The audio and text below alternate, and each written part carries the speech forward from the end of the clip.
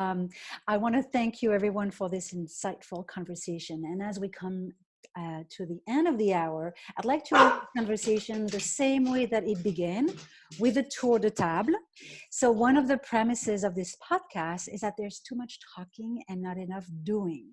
So let's pass the mic and tell us what you've heard today that will inspire you to do something differently than the way you did it prior to this conversation, or any insight or interesting perspective that you'd like to leave others with, or for yourself. And I'm going to start by sharing my own takeaways from this conversation, to give you a few minutes so you can actually think of what you'd like to say.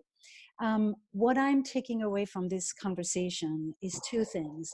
First, I found this comment really interesting, that philosophy done right is uncomfortable, or should be uncomfortable or unsettling, because this is about going into uncertainty and the unknown.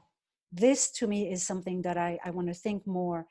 And very often I like to talk and think about concept and idea, but it's not really uncomfortable. So I want to push myself further. So that's one. And then the other thing that I found interesting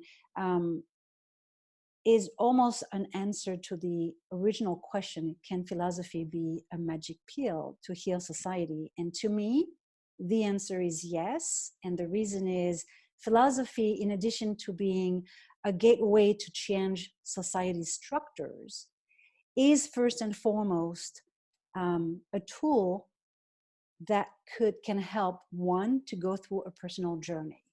So defining what makes sense, defining what is this human experience that we're experiencing. Philosophy can help me raise those questions and can help me in my personal journey. So that would be my takeaway. Anyone willing to jump in and give their, and maybe Melissa, you'll be the last one to kind of close this conversation. So Matt, maybe, or anyone else. Tim, if you'd like to jump in. Yeah, I'll go. Okay. So I've really enjoyed this discussion. It's always exciting to just talk about ideas that matter. And I remember 3 years ago when I started the podcast, that was the only thing. I just wanted to talk about stuff that mattered. I don't care what your opinion is on it is, as long as we're sharing and conversing. I think that's good, and that's the beginning. And I think a lot of what we talked about today was like material versus non-material, and known versus the unknown. And we know so little about what is actually happening here. Science is showing us a little bit, and that's good and that's helpful. But what philosophy does, what a new idea does, is it can evolve instantly. We can take that piece of information and we can apply it to our lives immediately, where an institution might take a while to adapt to that. So I think that when we begin to apply what we learn, no matter what it is, we can be that change immediately. And if it works, we can share it with somebody else. So I think that this discussion is fantastic. And what I'd like to just share with people, and I said it before, I think that there's so much great information in the world on how we can make the world a better place. But the best thing that I've learned so far for me, and I've meditated and done all those things, is just to do 3 kind acts a day. Go do 3 kind acts a day. Go out of your way to do it, and don't tell anybody. Don't go boasting about how great you are and how amazing you are. Just do the 3 kind acts and go about your day and just do your best, and try to be kind to yourself. And that's all I have to say. But it's been a great discussion, and thank you guys for sharing all your amazing insights and for your work in the real world. Thank you, Matt. Shall I go? Sure, go ahead. I just want to say how much I've appreciated hanging out with a few people who share my strange obsession with questioning everything. And how refreshing it's been to hear from Agnes and Melissa and Gordon about what they're doing in the more mainstream world than I live in, and to hear just the authenticity of their soul come through, and why and what they're doing, I think is wonderful. So I'm taking away that spirit, really, and then from Matt and that lovely call to action and to kindness, and to listening too. Yeah, definitely. Really, you've got to put that in between. Before action becomes listening. Yeah. And listening means opening your heart, opening your mind, I think in a lot of ways. So beautiful. Beautiful. So yeah, that's and to meet you all in this mystery. That's, I think, the root of it. For me, the foundation of philosophy is mystery. It all starts there. I never give a single talk without starting with, I don't know anything. Now, what's my best guess? And to keep coming back to that and start and end there. I think it was Whitehead that said philosophy starts and ends with wonder. That's Aristotle. Is he taking that from Aristotle? Yeah. That's right from Aristotle. That's straight from Aristotle. Well, there you go. Yeah.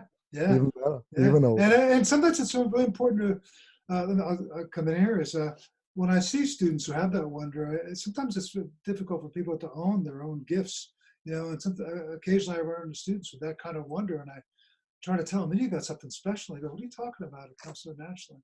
And I do it, and that's something I've really garnered from this discussion, both the warmth and the sense of wonder, I think, and how important it is to have the right atmosphere in a philosophical discussion. I really appreciate everyone's warmth. But one of the questions I'm going to be questioning after this discussion is all these pieties about question. I mean, I don't know. I'm not sure. From the philosophical point of I suppose, I guess I wonder a little bit about, suppose you have a certain foundational life. Why necessarily question everything? This kind of religious adherence to, I got to question. I wonder if there's another way to do philosophy. So that's one of the questions I'll be taking away from this. Fantastic. Okay, well, this kind of follows up on Gordon's thought. I feel like there were two kind of moods or something, two strands in this conversation. One of them was one that I think Melissa emphasized, the kind of discomfort, the tearing down, the questioning, the challenging, that's on the one hand. And on the other hand, there was a lot of us getting along and being really nice to each other and not really tearing much down or criticizing. And for me, this is a deep question about the philosophical practice, which is that my view is, I agree with Melissa that philosophy is essentially about, in some sense, tearing down, but I actually don't think we can do that for ourselves. I think we're the sense in which we're trapped in wanting to be comfortable with ourselves and what we know is very, very, very deep. You can't just put a philosophy hat on or to take that off. I think you need other people. You need other people saying, I don't understand what you mean by that. You can't say that to yourself. I think that's just a view I have. And so we need other people. That's what I meant by saying that, necromancy is so important because some of the best people to talk to are dead. And so if we can bring them back to life, then we can talk to them. But I think there's this problem about the practice of philosophy, which is that we all like liking each other and we all like getting along and kind of praising one another and being nice. But there's just a deep way in which philosophy isn't that. If it's going to be uncomfortable, it's going to be uncomfortable in the conversation too. And that's nonsense. And so how does one, this is a legacy from the Socratic dialogues, right? Where people just got really pissed off at Socrates and they walked away and eventually they killed him, right? How does one kind of integrate that kind of interpersonal discomfort and instead of just patting oneself on the back for entertaining the thought, actually engage in it, which I think is a lot harder. Hallelujah. Yeah. That's good. Well, I guess I'll finish. And to respond to Agnes in closing, philosophy doesn't make you popular. I mean, I've never been under any illusion that it's a popularity contest and philosophers win it. I think philosophers are definitely the bottom rung of academic luxury. I think that all of the other academic schools of thought are very, cooperative. Science itself, between biology and physics, there's this cooperation, and philosophy gets along with nobody. But I've hosted a lot of Twitter debates that have been awful.